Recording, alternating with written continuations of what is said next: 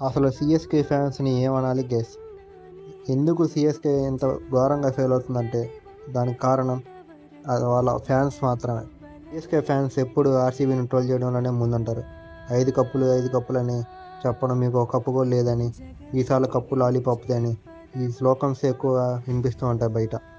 ఈ పిక్చర్లో చూడండి, 4 అది ఓకే, అసలు 9 నెంబర్ అది లేదు. కాకపోతే వీళ్ళు 6ని రివర్స్ చేసి 49 ఆల్అౌట్ అనేది ఆర్సీబీని ఎక్కిరిస్తున్నారు. దీన్నే కర్మ అంటారు గైస్. సిఎస్కే పతనం ఎప్పుడు మొదలైందో తెలుసా? 2024లో ఆర్సీబీ సిఎస్కే మీద 27 రన్లు దాటితే గెలిచింది చూడండి. అప్పటి నుంచి సిఎస్కే పతనం మొదలైంది.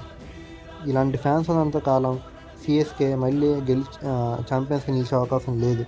ఇది మాత్రం వాస్తవం. అరే మీకు 5 కప్పుల నుంచి భయ్యా, కాకపోతే ఆర్సీబీ కూడా ఒక కప్పు ఉంది కదా. ఇన్నాళ్ళు కప్పు లేకపోతే కప్పు లేదు అన్నారు. ఇప్పుడు కప్పు కొట్టి చూపిస్తే ఒక కప్పేగా అంటున్నారు. 5 కప్పులు ఉంటేనే ఛాంపియన్స్ నిలిచినట్ట.